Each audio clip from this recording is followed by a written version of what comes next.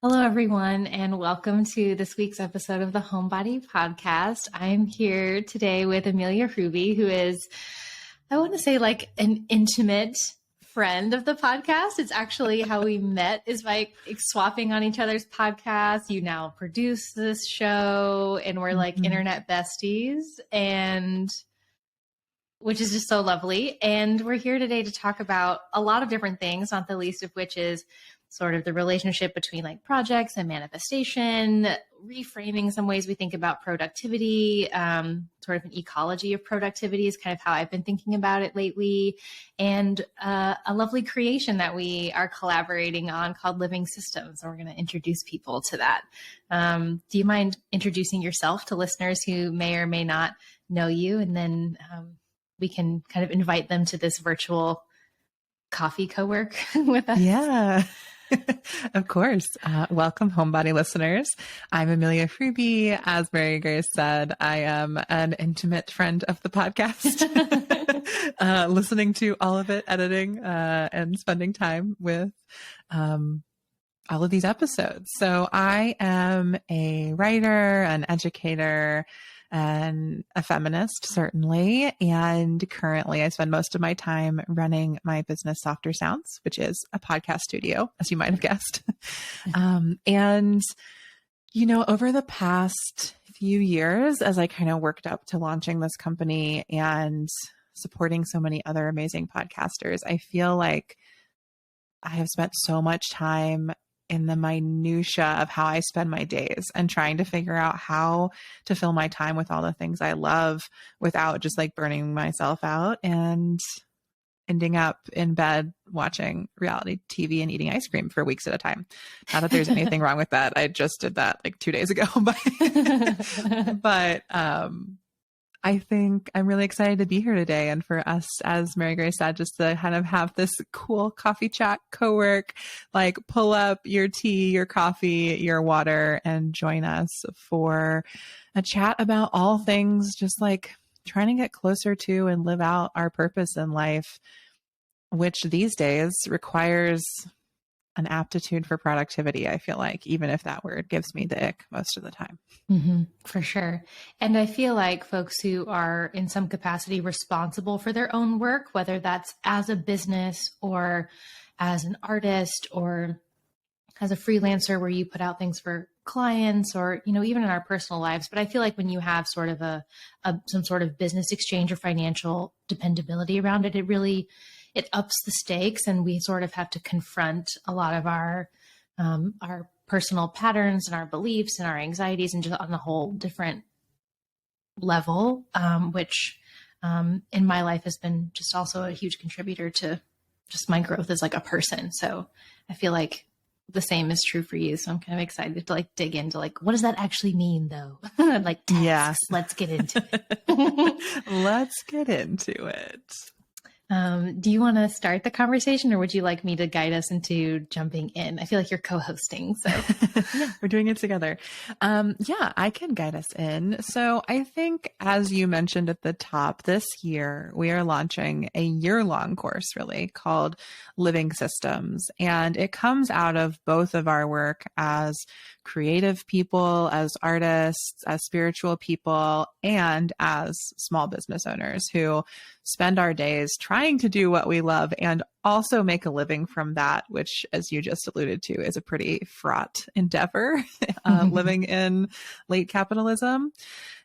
So I thought we would just open this conversation with the question of like, what is a living system? Why systems? How are they alive? I think this was your title. So tell me, Mary Grace, like what is a living system to you right now? it's so many things. The first thing I wanted to respond was just kind of quippy, and it's like, well, it's living because you're in it. It's alive because you're in it. I also think it's arising from a big component of my growth is a person. My education as a human being, as well as someone who does creative work and is someone who's just always trying to get closer to what feels true for me, has been gardening, has been like learning, like, how does this piece of land want to be? What is a way to steward water so that these plants grow better? So that, like, how do I deal with invasive, like all these things that we grapple with, or we have to relearn as someone who didn't grow up knowing all of these things. And you just start to see that like everything is alive, that everything is interdependent, everything is sort of hitched or has inputs and outputs with everything else. And to me, it's like informing a lot about like seasonality means something when I'm stewarding plants and land and thinking about water. Seasonality actually is something that it means instead of something that it represents, and it has like implications and consequences. And I feel a lot of the time where we're talking about things about like how we manage businesses or like time, things like that, we're talking a lot about like willpower. We're talking a lot about like effort. We're talking a lot about sort of through that industrialist frame where it's only about outputs and it's only about like maximizing output at all costs. And it's like, well, what if we thought about it in a way that was more interrelational? What if we thought about it a way where it was an ecology of productivity, is the way that we're again like seeing, which is another way of saying like, how do we create an interrelational way of like manifesting what is inside of us and making that visible and alive on the outside, in a way that leaves us with more energy? Because as we see in the, even just the ways we like monocrop and like extract from land, like it becomes more expensive the more you do that. It becomes more impossible the way you do that. Something literally cannot grow in that soil anymore. So it's interesting that we would, a lot of us have embodied that. Sometimes we don't have a choice, that sort of frame around productivity and production, in the way of sort of an industrial agriculture model. But what if we did it in a more regenerative way? What if we did it in a way that we're thinking about and caring about the whole system, as opposed to just trying to extract as much from ourselves and the things around us as possible? And I think the creative way of thinking about living system is also like, how do we design a ecosystem around us, like gardeners, like we're taking responsibility for this environment as a steward, so that the environment is more conducive to us producing the kind of fruit or flowers that we want. So that's some of the ways that I'm thinking about it. How about you? Yeah. So much in what you said that I really want to respond to. What first? So I think the ways that you come to this sort of idea of living systems from a really ecological perspective, from gardening, I've really found my way in from a feminist perspective, and from kind of my unlocking of all of the ways that I felt like I had been forced into a sort of masculine system of the world and of productivity. So we could think about, the 24-hour cycle as a masculine hormonal cycle, in the ways that feminine hormonal cycles are, more closely tracked to menstrual cycles for folks who menstruate or not. You could think about the ways that, as you were talking about productivity and monoculture and the kind of forced productivity of the way that we often will grow things, we could think instead of the reproductivity of our own bodies or of the earth, and the ways in which to have these regenerative cycles, there have to be periods of both like rest and of activity. And so when I think about a living system, I think about a system that is attuned to that cyclical nature, as you've been talking about. And when we locate that in our work lives and our creative lives and our day-to-day, month-to-month, year-to-year lives, we have to, in my opinion, like really intimately get to know ourselves and our context and the world that we are like locally situated in, as well as, nationally and globally situated in. But I think a living system really starts with our like immediate ecosystem of our bodies and of the places and people that we surround ourselves with, and an attunement to what feels good and what works, and how can I get or do or have or crave more of that, instead of, what I think we both did for so long, what most people have done for so long, which is force yourself to work within these systems that harm you, feel bad, expect more than your body or your mind could ever, or your spirit could ever produce. And so for me, living systems is a lot about disconnecting, unlocking. Like I see like a puzzle piece and I'm like pulling my puzzle piece out of that puzzle and trying to like start a new puzzle with that bit. Mm. Yeah, I think that makes sense. And I think it's also, because a lot of us do a lot of our work digitally now, like we're interacting with computers, with applications, and including our tools and our ecology as well. And some of the ways that the two things that I've been thinking a lot about that are helping me we're using the word productivity because people know what it means, not because it's necessarily our preferred word. But some of the processes that are making me relate to it in a different way. One is gardening and the other is alchemy. And in the same way that the difference between like an industrial sense of productivity, which is solely focused on maximizing output and profits and extraction, whereas like a living system, it's a conscious, actually. It's assuming that the environment is like so conducive and can't help but produce. It can't help but be creative. So if you think about, your favorite plant, maybe it's your favorite flower or fruit or vegetable, like it grows on something. It is a product of something, for lack of a better word. And if we think of like a plum tree or tomato plant, tomato is my teacher. It's going to be a lot harder if the tomato is also trying to be the soil and the rainfall, and also it's going to be a lot harder if the tomato is trying to be in every stage of its development at the same time. It's going to be hard. It's like if it's trying to germinate and fruit and decompose and compost and reseed all at the same time. It's really impossible for the plant in itself to be anything except what it is. And the plant can't help but produce an insanely amount of abundant fruit when it's the season, when it has the conditions, when the system around it is conducive. So in a sense, when it belongs where it is and when it's the season that it belongs in, it really can't help but make what it was made to make. And to me, that's a living system.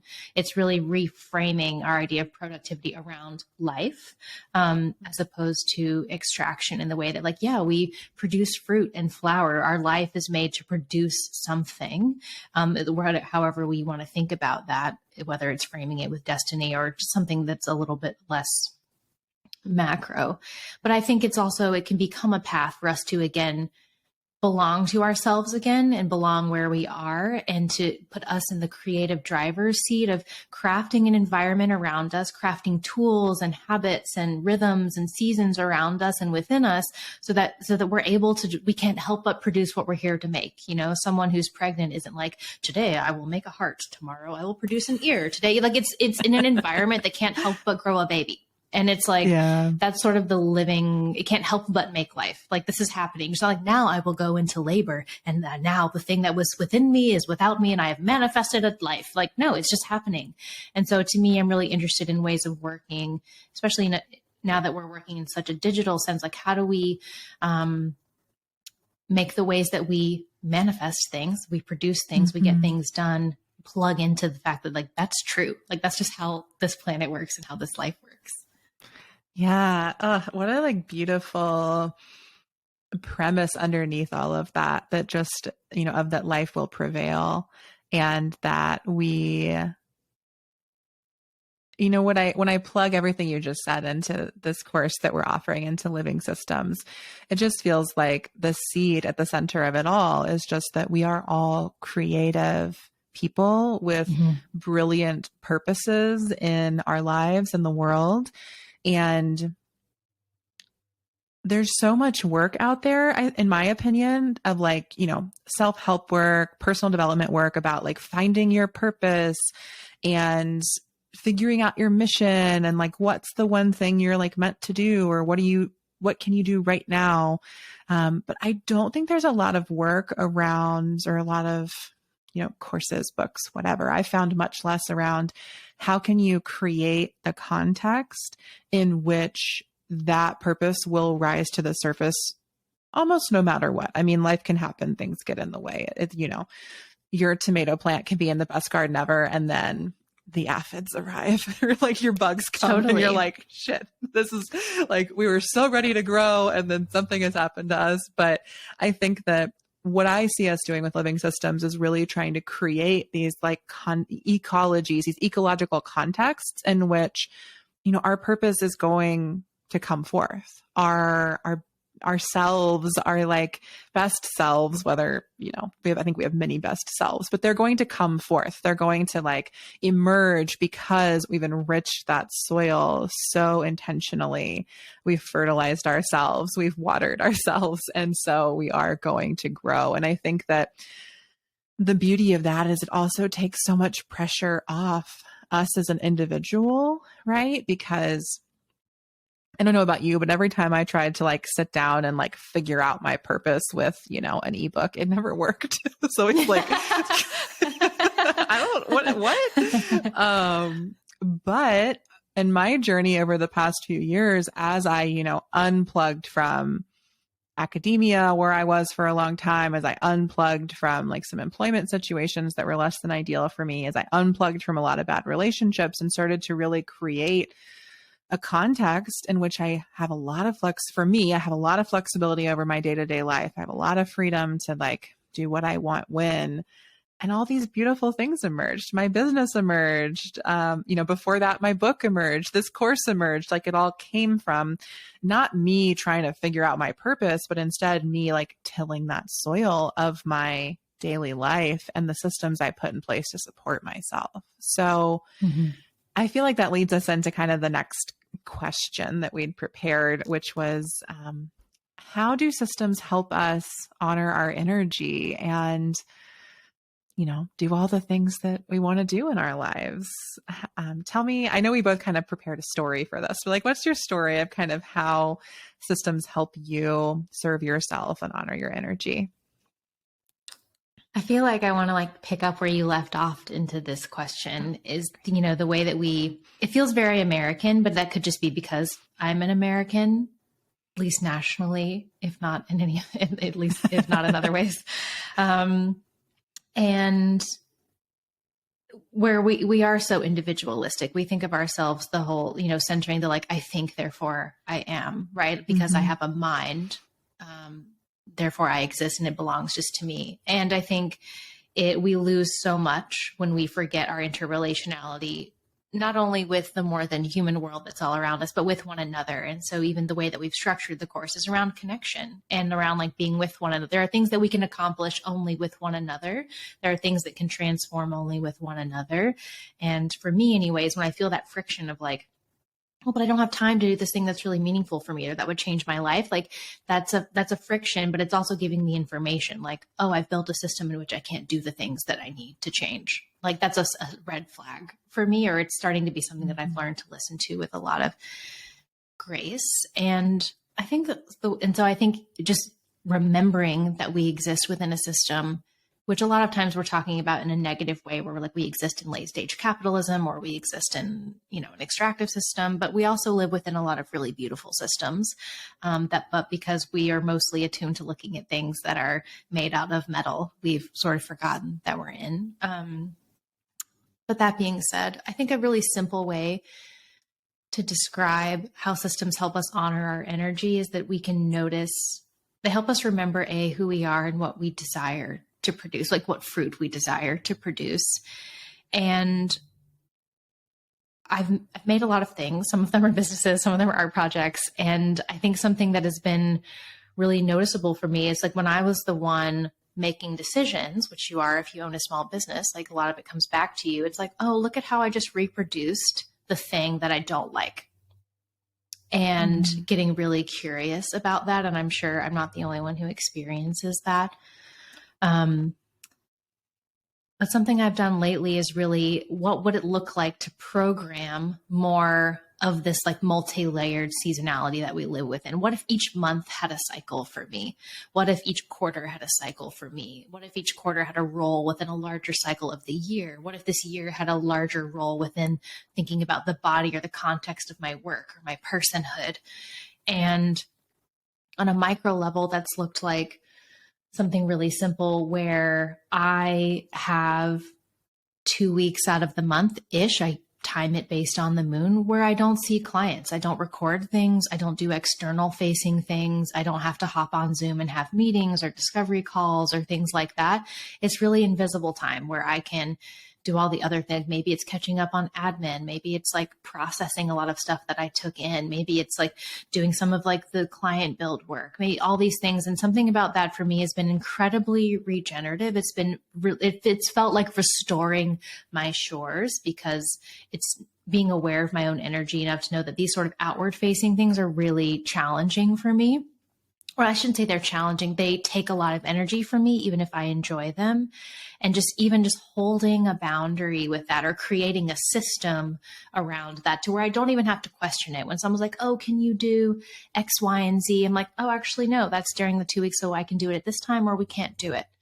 And so that's a way of honoring myself. It's a way of honoring what I need and honoring what feels good. And if I know I have a tendency to be a people pleaser and compromise my boundaries to make it more convenient for others, which is something I know about myself, I can just make it possible that people can't book through me directly. They have to book through a system that just has it programmed in already, So there's ways that we can use technology to help us honor our energy and hold our boundaries and sort of help us. I feel like my system is like holding up the wall for me while I learn to regulate around a different load of work and cycle of work that feels much more generative for me. Yeah. As you were talking, I was just thinking about how systems are often some combination of like what I would call like personal policies or boundaries or something like that, plus some type of tool that's going to help you, as you kind of put it, like automate or enforce that in some way. And so often systems are really like, when I was just talking about kind of disconnecting or unplugging from those ways of working that are so programmed in and so normative and so often based around cycles that are not seasonal, that are not grounded in our bodies and lives. Systems, I think in their earliest iterations, are often just ways of automating and processizing your boundaries so that you are not constantly having to spend your like very precious life energy on making the same decision over and over and over again. That's what a boundary does. And then you can turn that into a system by using, well, boundaries probably could be considered their own systems, but I think there are ways. What we're trying to do is use tools like booking links, like email like autoresponders, like Notion databases that will help us turn those boundaries into systems that can hold us so that all of this other beautiful stuff can emerge from there. Because you get so much life energy back when you're not constantly telling people no when they ask to book with you on XYZ week of the month. It's interesting as I hear you say that. Something that also comes up for me is like, I've talked a lot in various places about doing like a no meeting week each month. And I've heard other people start doing that or ask me about that. And then it's been interesting to realize at different points last year where I had created a business and like encroached on things for myself such that wasn't possible at certain times. And I had to be like, oh, like the problem there, it was like in my system again. And also it was like, do I really need this? Like part of what I realized, just to go even deeper into that instance around and I guess I know this about your business so we can surface it too. Like for you to have those 2 weeks a month off, you've had to change some of your offerings. You've had to make different choices so that it's possible. I've had to do the same thing, like to actually have a full week off every month. I've had to shift how often, like, do I include calls in all my packages? And I don't anymore. Like where do I have to, make these choices at different places? It's not always just about like putting up the calendar link. It's about having to, where I'm going with this is like seeing the macro system and how all of these different decisions you're making in different places can lead to this result of for me, like my calendar is overbooked and I am exhausted.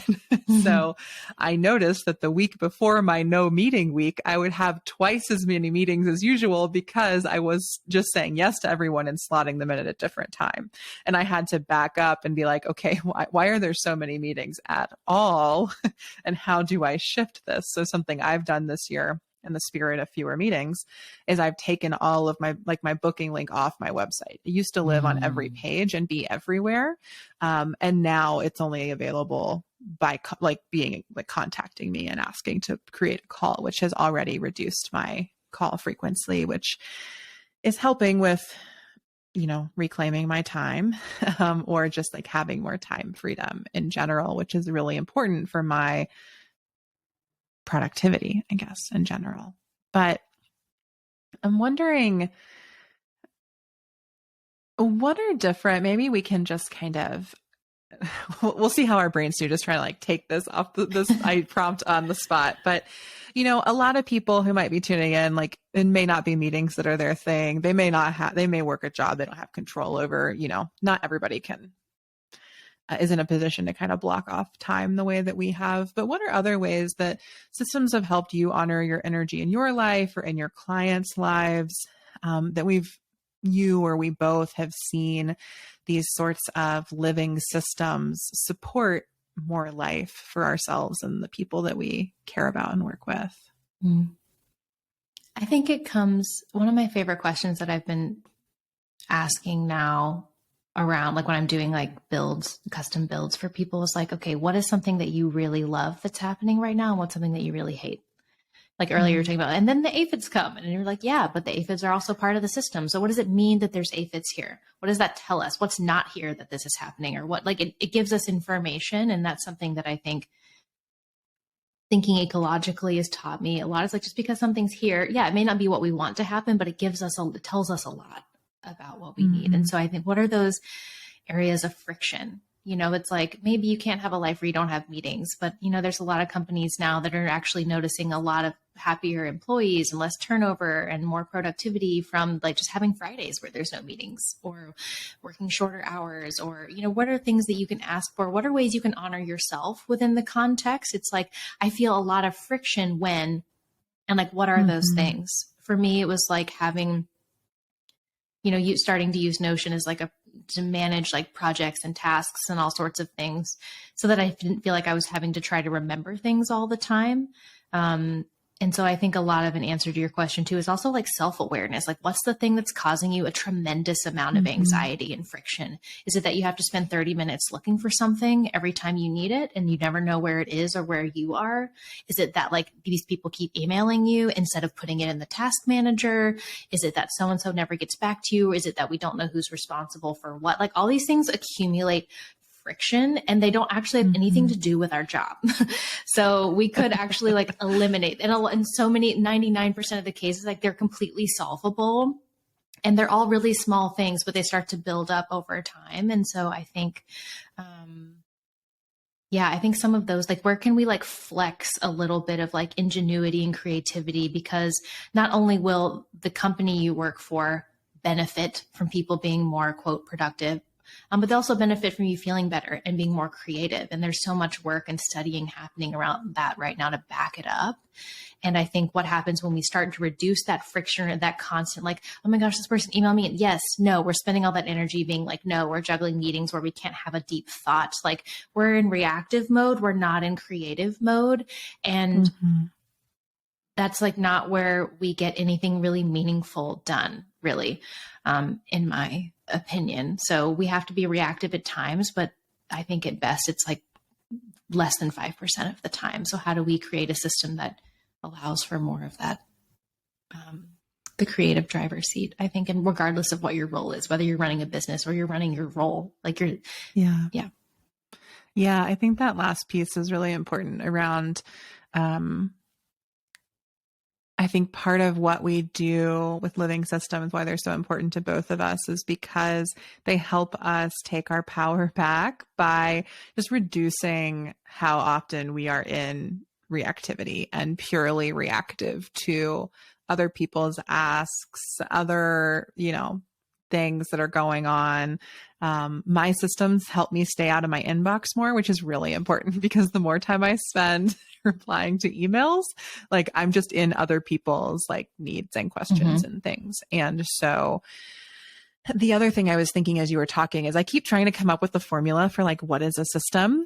But maybe the simplest one is it is just like an intention and plus a process, or it's like friction plus process equals negative friction or something like that.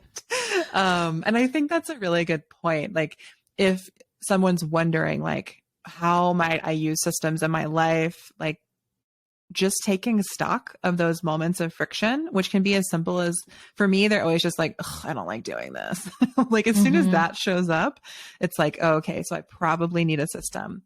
And maybe that system is a tech tool. Maybe that system is a checklist. Maybe that system is an embodied ritual I do before I go do that annoying thing I don't want to do, AKA like categorize my transactions every month or something, like there are lots of different ways the system can take shape. And I think that's part of why in living systems, I've had a number of folks ask me like, is this just a Notion course? Is it like an email? Like what is the what of the course? And then it's the what is not the tool. Like we both love Notion, use Notion for probably the majority of our systems. However, like what's important in living systems is learning to identify those points of friction and then figuring out what type of system is going to work best for you. And that may be Notion. It may be an automation. It may be a manual process. I'm really big on like, I have many a rant to go on about where I automate things and where I actively do not, even when people try to make me, because sometimes what I need is that manual process, is that checklist, is that writing it down. I agree. But yeah, I think that just learning to identify the friction so that we can be creative in how we reduce it and make systems that eliminate it or relocate it or, a lot of different things you can do with it. But I think that can happen with your calendar. It can happen with your inbox. It can happen with how you log on for the week. It can happen with like how you reply to certain types of emails. It can happen with how a client buys something from you. It can happen with how you communicate with your boss every week. Like there are so many places where it's like, if anything in your day-to-day work life feels bad, we can probably together figure out a living system to help it feel better. Like that's really what the systems are for, in my opinion.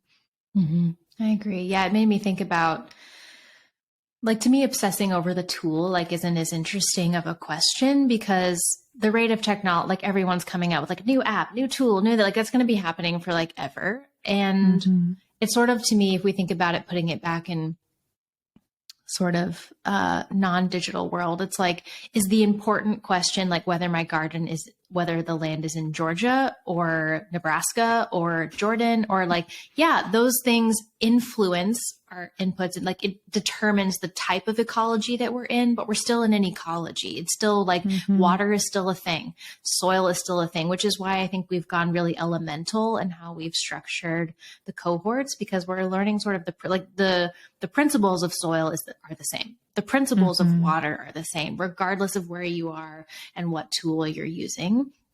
And I think that one of my kind of big rules is like, if it's not broke, don't fix it. Like if something's working, keep doing it. You're learning something about yourself and the place where you are or the tool that you have. And so I think remembering that we've gone elemental, we've gone seasonal for a reason, because we all have every environment, every system, digital or not, has a way that they plug in and like sort of have to relate to these elements. And we have to do that as people as well.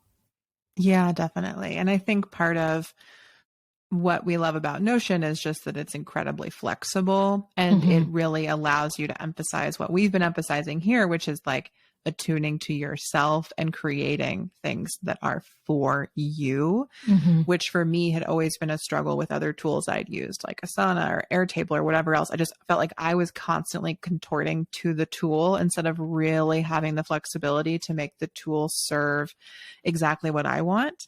That said, I think a lot of people land in Notion and we don't know what we want and we don't know what we want it to do. And then it's like, well, I'd much rather go to Asana because it's going to tell me I need tasks and then I could come up with tasks, right? Like it goes back into that reactivity piece. I think Notion really doesn't give you that so much. And it really like invites you, you have to figure out what you need and desire and then go create it there.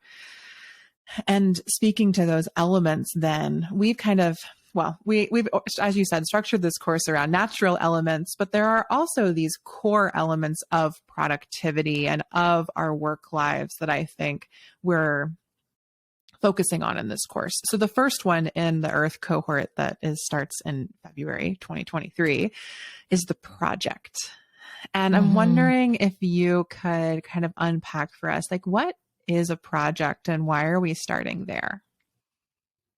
I think part of it is, some of it is selfish because I feel like project management or project stewardship is like maybe my biggest life flex, like, but not really. I think it's helpful because it really grounds us in time and space with what we're doing. I think if we're using the metaphor of like building a house or cooking a meal, a lot of times when I like go into people's digital spaces, like they're not like it's amazing to me that the level of lack of awareness of like what is even on the stove and how long has it been cooking and when is it going to be done and what ingredients do we need? And those are project questions and they're really, really important. And I think a lot of the reactivity, comes around like a lack of prioritization around projects, not knowing what they are, not knowing how to sort of like steward them and scope them, define them. And I think sometimes that comes from a fear of like failing at them. It's like, well, if I give it a deadline, then I could miss the deadline and fail. And it's like, yeah, you could, but we need to know that, right? And doesn't mean you're a bad person. It may also just mean that like, it actually wasn't that important, you know?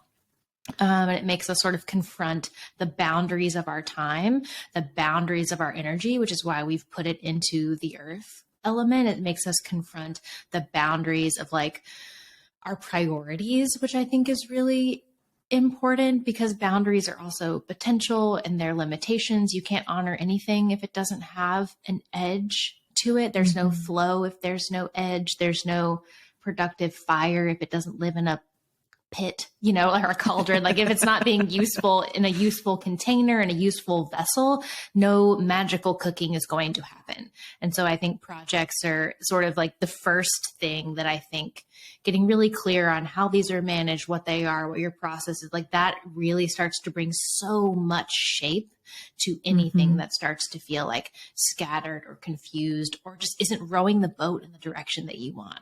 I see projects being a really big contributor to that. I have another thought, but I want to save it. I want to hear what you think about it.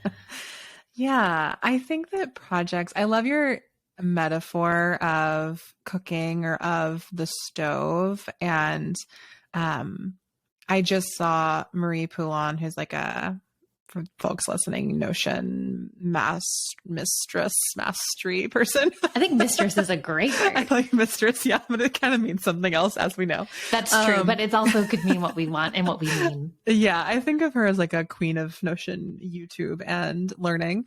I just saw that she had like a tweet and a little thing about how like we have a limited number of burners on our personal stoves. And sometimes when we want to put something on, we have to take something else off. And I think it's a nice metaphor that plays into what you were just saying and is that, and how I'd want to extend it is just that all of our stoves are also different. So I think there are a lot of like project management frameworks out there that are really based around, you know, like you get X number of projects, or you should care about these 6 areas of your life and have projects in each one. But I just like, that's not how it works. Like what we keep saying here over and over again is that each of us is different and we have to attune to our own selves. So some people I've found work a lot better with like 6 small projects at a time. Some people need one and that's it. Like one thing that is everything that who they are and what they're doing. Some people need 2 things that are equally big so they can just go like bounce back and forth between the 2. some people can really differentiate between like projects in a personal life and projects in a work life. And that depends a lot on, how your job or your business is set up. Some people can't. Work projects are happening, no personal life. Personal life, no work. It's just like so fluid and flexible and different for all of us. And I think that what it comes down to is we all have projects. Even if you're listening to this, you're like, I don't have a project. You do. If you do. Do. If you like brush your teeth once a day, oral hygiene is a project in your life. I'm here to claim anything. Keeping yourself alive is a really hard project. Let's be real. Keeping your teeth in your mouth, really hard project for some of us, myself included. And I think that the projects are there. And so often to that point, we're convinced that I'm not writing a great American novel, or I'm not starting a brand new business. I don't really have projects, but we all have things that we do, and we all have things that we care about. And those are our projects, because the project is simply the container for each of those things. To circle back to your original point, which is what we do in living systems and why we emphasize projects, is that when all those containers are just really fluid and don't have any limits and don't have any boundaries and don't have any processes and don't have any systems, then our lives can really feel out of our control. They can really feel aimless. They can really feel like we don't know where we're headed or what we care about or what we're doing, or that we have any power over it. And by creating these distinct vessels for our projects, whether that be through a deadline, through a routine, through a priority list, whatever system we put in place, then I think we just reclaim so much agency and power and care in our own lives. We're not just reacting all the time. So I'm a big lover of a project. I've always loved a project. One of my good friends and I used to joke that we were going to make these ask me about my personal projects sweatshirts long before I thought about projects in this beautiful, much more integrated way. That was just when I really liked to have a project going on. So whether you love projects or you think you have no projects, living systems is for you. Yeah, because you definitely have them. You just don't know that you do. Yeah, I love all the things that you said. I feel like projects, it's learning how we do things in the world. And so I think for me too, it's there's a precision that I think that Earth can really help us get about. It's where's the edge of the garden bed? Where is the edge between the beach, the sand, and the water? And Earth really helps us get clear about that. So I think when we don't have a clear sense of how we do things, or what we're doing, or we don't have a clear project sense, it makes it really hard to get support, because we don't know what we're working on, and neither does anyone else. And we expend a lot of energy and we're not sure where it's going. And we're have we made progress? I'm working all the time. Why am I making more money? Or why am I not done with this thing yet? And it's but it gets massive. Well, I'm working all the time. And it's well, that doesn't necessarily mean that in and of itself is not a valuable thing. And so I think Earth can help us get more precise, because the problem isn't that you're not doing enough, probably is that it's not directed, or that there isn't a lot of precision there. So maybe it's you're not saying no. Maybe it's that there's too many leaks. Maybe that something isn't failable. It needs to come off the stove. And I think that for me, it's to me, project management and manifestation are very closely linked, because it's learning how we manifest, is how we bring the things inside of us outside of us in a way that works, in a way that's integrated. And so to me, stewarding projects is a manifestation skill, which I think has also been taught in a way where it's highly individualized. It's all about your inner work. And I think inner work is part of it, but I think it's also some skills. It's also something that we need to learn to systematize and learn to scope. And there's some really practical ways that we can just get really good at manifesting, and we're getting really good at alchemy, getting really good at changing our reality by learning to do projects. And that's been very true in my life, and a really big differentiator. It's the magic of projects is the magic of world building, right? It's the productivity maybe is instead alchemy. It's how we transform this reality into the next thing. And we do that every time we make something. And so I think I can't really understate why we're starting with this piece, and B, how important it is for us to meet our own personal way of doing that. Yeah, I think that this is reminding me that like project management and living systems, in my sense, are this kind of missing link between like vision and execution. And many of us, I think, are very visionary and struggle to execute. Or if you're a Capricorn rising like me, really good at executing and struggling to like vision and plug in with the bigger picture of like why I'm executing all the time, what am I doing, what I'm constantly doing. And I think that it really, a system, a project really serves you like at either end or any place on that spectrum. It helps you if you're really visionary and you need to become better at executing the vision, a system can take you there.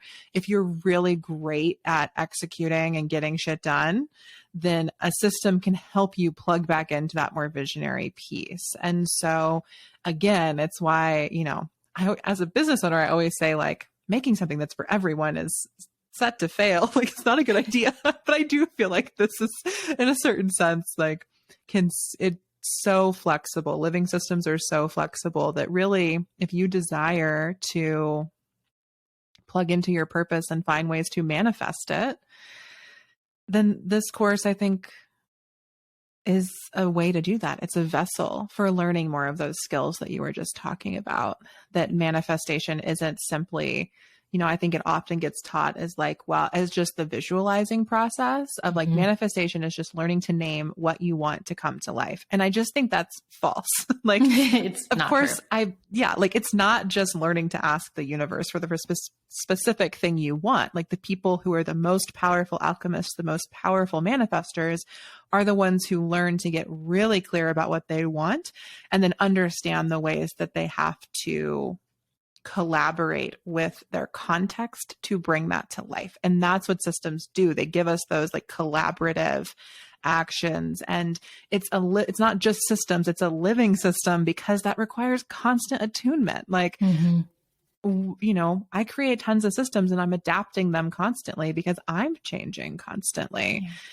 And that's how we get what we want. That's how we make it happen, is through that incremental, iterative, systemic process. And that's what makes it alive, right? That it's adaptive, like that resilience and adaptability are inherently connected.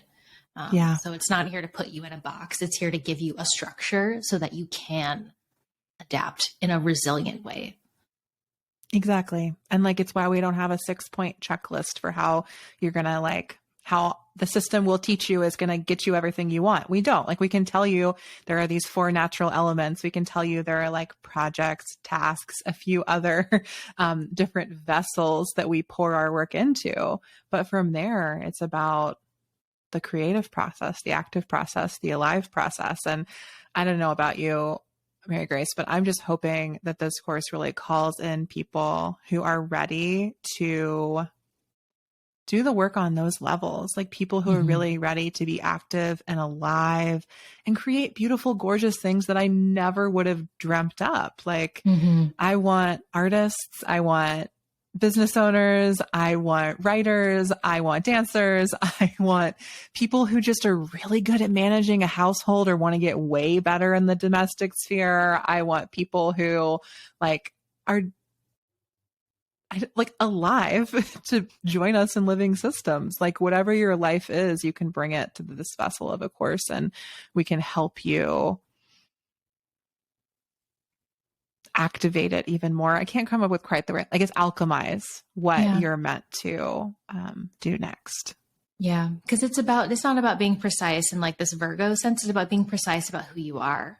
And like, which I think to me is where I'm really excited about. And I find that the people whose essence I want to manifest in the world the most sometimes are often the people who are also struggling to sort of like get the scaffolding together the most. And I'm like, we need to like cut that down because like what you want to make definitely needs to exist. So definitely wanting to just like be supportive and educational and make that happen more beautifully and more elegantly and more easily for people so that can be the case.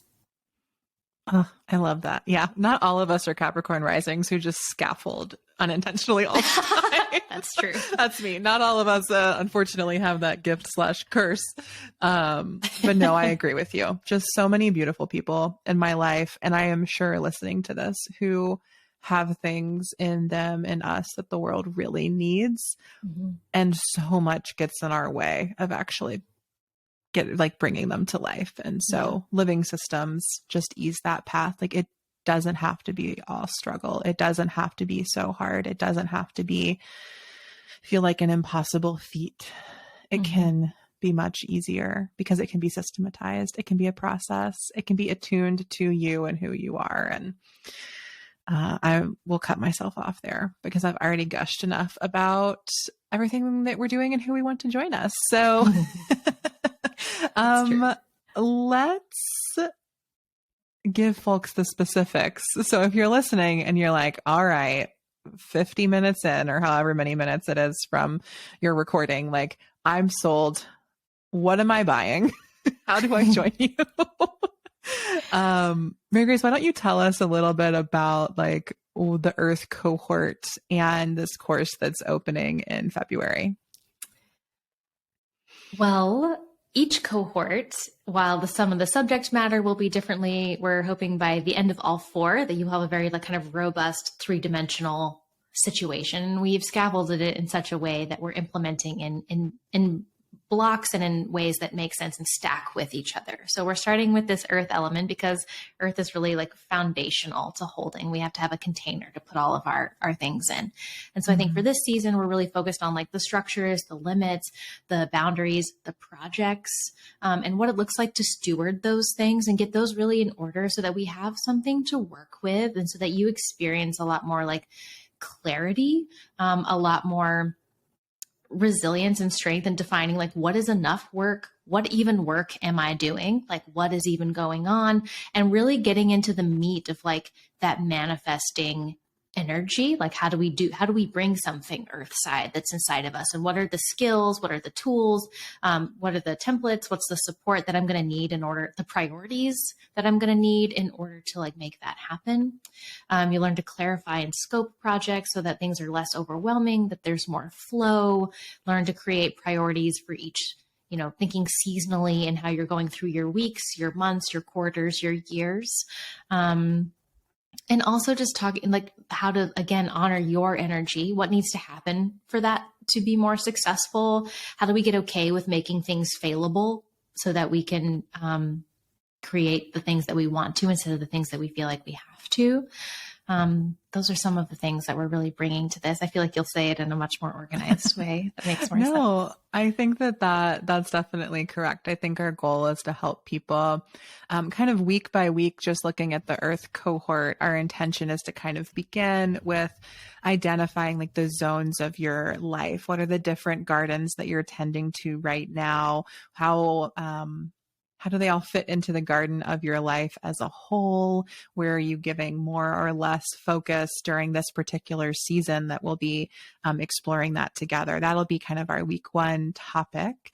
And then in week 2, after we've identified those zones, looking at projects in these different areas. So how to identify and create projects, how to honor your energy, how to make them failable, as Mary Grace has been talking about. From there, in week 3, we'll move into kind of cycles and cycle tracking, as well as rituals for checking in with our progress. So this is where we start with prioritization. We've identified the projects. Now, how do we prioritize them? What different time scales that do they need? Are they daily things, weekly things, monthly things?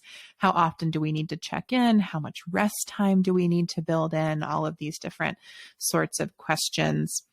And our goal is that by week 4, I don't think I've mentioned these are all 4-week cohorts yet, but they are. By week 4 of each cohort, we'll have this sort of foundational piece in place. So a week 4 of the Earth cohort, the cohort that's all about zones of your life and projects and prioritization. Ideally, you'll have some type of projects database or zones database and a vision kind of for the very least the season ahead, maybe potentially the year ahead. And again, that can look like a lot of different things. This is so flexible. So it may look like a literal Notion database that's called projects that we've helped you identify all of these different aspects of. It may look like, a page in a digital journal that's just a checklist for every time you start a new project, all the things you're going to figure out about it before it begins. It may look like a sheet of paper that you copy and do that on every time.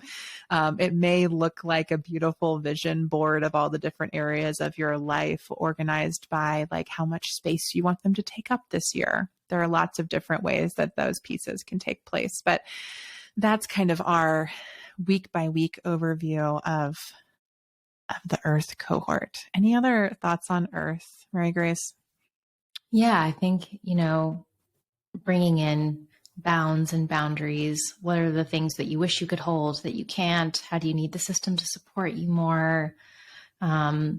And what does it look? Yeah, I think just getting better at bringing those things earth side. You were so good about like all the different ways that this could possibly look for how someone does. And so it's going to be a really beautiful combination of like education and sort of getting really nerdy about how these things happen, combined with co-working time, working together, crowdsourcing solutions that work just for you. We'll of course be like offering a couple of templates and things and scaffoldings that have worked really well for us and our systems. But again, because everyone's brain and process and goals are so different, that I think that this is not like a template based course. This is a principles based cohort where we're focusing on what we can accomplish together, how we can get you closer to manifesting your projects and your business and your goals. And we really can't build anything if there's no foundation. So. Oh, so true. And if you're somebody who's like, okay, that all sounds great. I get the concept, Mary Grace and Amelia, but what is the what that I am buying? Because I'm sometimes that person. Here's your bullet point list of the what of how the course works. So there will be 4 75-minute live classes with us, one a week. They will be on Thursday afternoon, evening, depending on where you live in the world. Then there will also be 4 60-minute co-working and accountability sessions. So we'll have a live class on each Thursday, and then there will be an hour at some other point in the week that we will vote on and figure out together as a cohort, where you'll be invited to just come, bring your questions, bring your vision board, bring your Notion, and get support from us. So, if you've got a super technical Notion question, great, we'll figure it out. If you just need to like talk through your dreams with somebody for 20 minutes, great, we'll do that too during those co-working times. And then there will definitely be Notion templates. We're huge Notion nerds, so we will provide those kind of as they come up. And there will be access to a collaborative nurturing online community that we're planning to host in Discord for the 4 weeks of each cohort. So you'll also be able to check in, ask questions, support each other in that asynchronous space throughout the course. So that's the what, in addition to all of this beautiful, I want to say creative, spiritual, ecological goodness and principles that we've been talking about here, that will be kind of everything we explore together as we earth and unearth your projects this season. I hope you join us. Mm-hmm. I think if you're like want to add to cart right now, there's a link in the show notes where you can do that. There's also a link in the show notes if you're like, I would love to lurk a little bit more and get more curious about it. There's a link to just like learn more and be in the know about, just to get our emails about this course, so that you can sort of like make decisions over a slower period of time, depending on where your nervous system's at right now. Is there anything else I need to bring up like logistically before we... I don't think so. Yeah. Just head to the show notes. If you're ready to buy, great. Join us. If you're ready to get some emails, great. Put yourself on the list. We both hope, I think, that this conversation was nurturing for you. And we, of course, hope that you'll join us in the Earth cohort, but there are also air, water, and fire cohorts to come. So you can learn more about those on the sales page for Living Systems. We will maybe do more podcast episodes about them. Who knows? We'll see what happens. Maybe that's our system. Maybe it's not. We haven't decided yet. That system is alive with our energetic capacity. Yeah. Our marketing system is alive with our energetic capacity for this course. So, which I feel great about. Yeah, head to the show notes, get all your links, and I think that's it. I think we did it. I think we did it. Do you have anything else that you feel like you need to drop for everyone before we're done? No, I'll see you in living systems, friends. See you in living systems.